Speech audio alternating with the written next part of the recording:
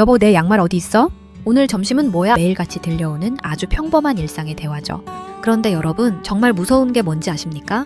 어떤 아내들에게 이 사소한 한마디는 단순한 질문이 아닙니다. 가슴을 턱 끝까지 짓누르는 거대한 바위이자 20년 넘게 쌓아온 인내심의 댐을 무너뜨리는 마지막 한 방울의 물이 될 수 있다는 사실입니다. 겉으로 보기엔 아무 문제 없는 평온한 거실. 하지만 그 적막함 속에서 아내의 마음은 이미 수천 번도 더 짐을 싸고 풀기를 반복하고 있을지도 모릅니다. 지금 이 영상을 보고 계신 남편분들, 혹시 최근에 아내와 눈을 맞추며 진심으로 웃어본 적이 언제인가요? 혹은 아내분들, 남편의 퇴근 발소리가 들릴 때 설렘이 아니라 왠지 모를 답답함과 숨막힘이 밀려오진 않으셨나요? 반갑습니다. 심리아 놀자입니다. 오늘은 단순히 성격 차이라거나 권태기라는 흔한 말로는 절대 설명되지 않는, 아내들이 남편에게 소리 없이 마음의 빗장을 걸어 잠그는 6가지 결정적 순간을 아주 깊숙이 파헤쳐 보려 합니다. 이건 단순한 부부싸움 이야기가 아닙니다. 한 사람의 인생이 통째로 부정당할 때 느끼는 절망, 그리고 그 절망 끝에서 내리는 아주 냉정하고도 슬픈 결단에 관한 기록입니다. 오늘 이야기를 끝까지 듣고 나면 어쩌면 여러분 곁에 있는 그 사람의 얼굴이 이전과는 전혀 다르게 보일지도 모릅니다. 자, 대체 무엇이 그토록 사랑했던 두 사람 사이를 철옹성보다 단단한 벽으로 가로막게 만드는 걸까요? 그 서늘한 진실 속으로 지금 바로 들어가 보겠습니다. 첫 번째로 꼽을 수 있는 순간은 바로 아내가 집이라는 공간에서 동반자가 아닌 고독한 CEO가 되었다고 느끼는 순간입니다. 남편분들, 퇴근하고 집에 와서 내가 뭐 도와줄 거 없어? 라고 아주 다정하게 물어본 적 있으시죠? 스스로 꽤 괜찮은 남편이라고 뿌듯해 하셨을 겁니다. 그런데 여러분, 바로 그 도와준다는 말 속에 아내의 마음을 닫게 만드는 무서운 독이 들어있다는 걸 아시나요? 심리학적으로 보면 도와준다는 말은 이 일의 주권이 내게 없다는 뜻을 내포하고 있습니다. 즉, 집안일과 육아의 모든 기획, 관리, 책임은 아내의 몫이고 남편은 그저 아르바이트생처럼 시키는 일만 하겠다는 선언과도 같은 것이죠. 아내는 단순히 몸이 힘든 게 아닙니다. 오늘 저녁 메뉴를 고민하고 떨어진 세제를 주문하고 아이의 학원 스케줄을 체크하고 시댁의 경조사를 챙기는 그 무형의 정신적 노동을 오롯이 혼자 짊어지고 있다는 그 고립감이 아내를 무너뜨립니다. 자, 상상해 보세요. 회사에서 사장님은 아무것도 모르고 내가 뭐 도와줄 거 없어? 라고 묻기만 하고 모든 실무와 책임은 여러분 혼자 다 지고 있다면 그 회사를 계속 다니고 싶을까요? 아마 당장 사표를 던지고 싶을 겁니다. 아내에게 집은 쉼터가 아니라 24시간 퇴근 없는 직장이 되어버린 겁니다. 남편이 이 집을 자신의 공간이 아닌 아내의 작업장으로 여기고 손님처럼 행동하는 그 찰나의 순간, 아내는 이 관계에서 미래를 지워버립니다. 내 양말 어디 있어? 라는 말은 결국 나는 이 집의 물건 하나 제대로 관리할 마음이 없는 손님이야 라는 고백과 다름없기 때문입니다. 두 번째 순간은 아내의 아픔과 슬픔이 남편이라는 이성의 벽에 부딪혀 산산조각 날 때입니다. 이른바 티형 대화법의 비극이라고도 하죠. 아내가 직장에서 상사에게 무시당해 속상하다고 말을 꺼냈다고 칩시다. 아내가 바라는 건 대단한 해결책이나 법적인 자문이 아닙니다. 그저 세상에 그 사람 정말 너무하네, 당신 오늘 진짜 힘들었겠다 라는 따뜻한 한마디면 충분합니다. 그런데 많은 한국의 남편은 여기서 판사나 검사로 돌변합니다. 그러게, 당신이 그때 그렇게 말했어야지. 그 사람이 왜 그랬을까 생각 안 해봤어? 정 힘들면 그만두든가. 자, 여러분, 이런 말들은 아내의 상처에 소금을 뿌리는 것과 같습니다. 아내는 지금 전쟁터 같은 세상에서 유일한 내 편을 찾아 안기고 싶은 건데 남편은 오히려 적군의 편에 서서 아내를 훈계하고 분석하고 있는 꼴이죠. 이런 경험이 10년, 20년 쌓이면 아내는 깨닫습니다. 이 사람에게 내 마음을 보여주는 건 시간 낭비구나. 오히려 내 약점만 잡히고 상처만 더 깊어지는구나. 그때부터 아내는 입을 닫습니다. 이제 남편과의 대화는 오늘 관리비 고지서 나왔어, 저녁 먹었어 같은 무미건조한 행정 보고만 남게 됩니다. 겉으로는 조용하니 평화로워 보일지 모르지만 사실 그건 평화가 아니라 소통이 완전히 전멸한 거대한 묘지나 다름없습니다. 마음을 나누지 못하는 사람과 한 이불을 덮고 자는 것만큼 고독한 지옥이 또 있을까요? 잠시 여기서 여러분의 마음을 한번 들여다보는 시간을 가져보셨으면 합니다. 지금 이 이야기가 내 이야기처럼 느껴지신다면, 혹은 곁에 있는 사람에게 꼭 해주고 싶은 말이 떠오른다면 잠시 멈춰서 심리아 놀자 구독과 좋아요 그리고 알림 설정까지 한번 눌러주세요. 여러분의 작은 관심이 누군가에게는 관계를 회복할 수 있는 소중한 지혜가 될 수 있습니다. 세 번째 순간은 자아를 찾아 비상하려는 아내의 날개를 남편이 무심코 꺾어버릴 때입니다. 한국의 많은 아내는 결혼과 동시에 자신의 이름을 잃어버립니다. 10년, 20년을 오로지 누구 엄마, 누구 와이프로만 삽니다. 그러다 아이들이 어느 정도 크고 나면 문득 거울 속에 자신을 보게 되죠. 나도 한때는 꿈이 있었고 배우고 싶은 게 많았던 열정적인 사람이었다는 걸 기억해냅니다. 그래서 뒤늦게 자격증 공부를 시작하거나 새로운 취미를 갖고 사회 활동에 발을 들여놓으려 합니다. 그런데 이때 남편이 찬물을 끼얹습니다. 나이 먹고 갑자기 무슨 공부야? 집안일은 누가 하고 밖으로 돌아?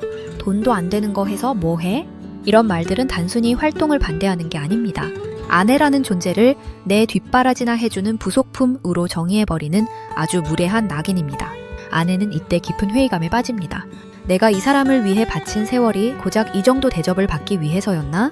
아내는 이제 남편을 사랑하는 동반자가 아니라 내 인생의 성장을 가로막는 가장 가까운 적으로 인식하게 됩니다. 밖에서는 새로운 꿈을 꾸며 눈을 반짝이던 아내가 집에 들어오자마자 한숨을 내쉬며 표정이 굳어지는 이유, 바로 여기에 있습니다. 남편이라는 벽을 넘지 않고서는 나로서 살아갈 수 없다는 걸 깨닫는 순간 아내는 남편과의 관계를 정리할 결심을 굳히게 됩니다. 네 번째는 한국 사회의 독특한 공포라고 불리는 은퇴 후의 삼시기가 현실로 다가오는 순간입니다. 남편분들은 은퇴가 다가오면 이제 고생 끝났다. 아내와 전국 맛집도 다니고 오순도순 살아야지 라고 꿈에 부풀겠지만 아내들에게 그 말은 사형 선고처럼 들릴 수 있다는 사실을 아시나요? 지난 수십 년간 남편이 출근한 뒤 겨우 만들어 놓은 아내만의 평화로운 왕국이 있습니다.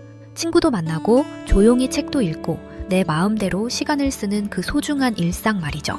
그런데 은퇴한 남편이 거실 소파에 딱 붙어 앉아 하루 세 끼를 요구하고 아내의 일거수일투족을 간섭하기 시작하면 아내는 숨이 막히기 시작합니다. 특히 밖에서 사회생활만 하느라 취미도 없고 친구도 없고 가사 기술도 전혀 없는 남편이 오로지 아내만 해바라기처럼 바라보고 있는 상황은 아내에게 엄청난 심리적 압박을 줍니다. 퇴직하면 같이 여행 다니자는 남편의 말이 아내에게는 이제 24시간 내내 내 감옥이 되어줘 라는 구속의 선고로 들리는 겁니다. 남편이 자신만의 독립된 삶을 가꾸지 못하고 아내의 삶에 기생하려 할 때 아내는 남은 인생을 위해 아주 냉정한 결단을 준비하게 됩니다. 이 사람과 24시간을 함께하느니 차라리 혼자 된 평화를 택하겠다는 결심 말입니다. 다섯 번째는 아내라는 존재가 집안의 투명 인간이나 당연한 가구처럼 취급받는다고 느낄 때입니다. 여러분, 혹시 아내가 새로 머리를 하고 온 걸 단번에 알아차린 적이 언제인가요? 아내가 정성껏 차린 밥상을 보고 정말 맛있다, 고생했어 라고 말해준 건요. 많은 남편은 밖에서 돈 벌어다 주는 것으로 자신의 모든 의무를 다했다고 생각합니다. 내가 바람을 피웠어? 도박을 했어? 월급 꼬박꼬박 가져다 주는데 뭐가 불만이야? 라고 항변하시죠. 하지만 아내에게 필요한 건 통장에 찍히는 숫자보다 내가 이 집안에서 여전히 한 사람의 여성으로 그리고 소중한 파트너로 인정받고 있다는 느낌입니다. 내가 아파서 누워있는데도 오늘 밥은 어떻게 해? 부터 묻는 남편을 보며 아내는 이 관계에 흐르는 피가 완전히 차갑게 식어버렸음을 체감합니다. 고맙다, 수고했다, 당신 오늘 참 예쁘다. 이 사소한 말 한마디가 사라진 자리에는 원망과 허무함만이 자라납니다. 아내는 이제 더 이상 남편의 관심을 구걸하지 않습니다. 대신 마음속에 아주 단단한 벽을 쌓고 그 벽 너머에서 홀로 생존하는 법을 배우기 시작하죠. 이게 바로 황혼 이혼보다 더 무섭다는 심리적 조론의 시작입니다. 존재의 승인을 받지 못하는 관계는 이미 죽은 관계나 다름없기 때문입니다. 마지막 여섯 번째는 인생의 유한함을 깨닫고 아주 냉정한 인생의 손익 계산을 시작하는 순간입니다. 보통 50대 후반에서 60대에 접어들면 주변 친구들이나 지인들의 부고 소식을 자주 듣게 됩니다. 이때 아내들은 본능적으로 자신의 남은 수명을 계산해 봅니다. 나에게 남은 시간이 30년쯤 될까? 그렇다면 이 소중한 30년을 지금처럼 서운해하고 무시당하며 답답해하면서 살아야 할까? 이 사람과 함께해서 내가 정말 행복한가? 라는 질문에 아니요 라는 답이 나오는 순간 아내들은 무서워질 정도로 과감해집니다. 그동안 모아두었던 비상금을 확인하고 혼자 살 집을 알아보고 자녀들에게 자신의 결심을 알립니다. 남편들은 뒤늦게 내가 뭘 그렇게 잘못했냐며 매달리지만 아내에게 그건 갑작스러운 결정이 아닙니다. 지난 20년, 30년 동안 남편이 무심히 던진 말 한마디, 무심코 넘긴 서운함들이 차곡차곡 쌓여 만들어진 거대한 빙산이 마침내 움직이기 시작한 것 뿐이죠. 아내에게는 이 결단이 인생의 마지막 탈출구처럼 느껴지기 때문에 그 어떤 회유나 설득도 통하지 않게 됩니다. 여러분, 오늘 이야기가 너무 무겁고 슬프게만 들리셨나요? 하지만 제가 이 6가지 순간을 말씀드린 진짜 이유는 따로 있습니다. 이 순간들은 역설적으로 관계를 회복할 수 있는 마지막 기회이기도 하기 때문입니다. 아내의 마음이 다친 이유는 남편이 나쁜 사람이라서가 아닙니다. 서로가 서로에게 가장 가까운 타인이 되어버렸기 때문이죠. 남편분들, 오늘 집으로 돌아가는 길에 아내에게 전화 한 통 걸어보세요.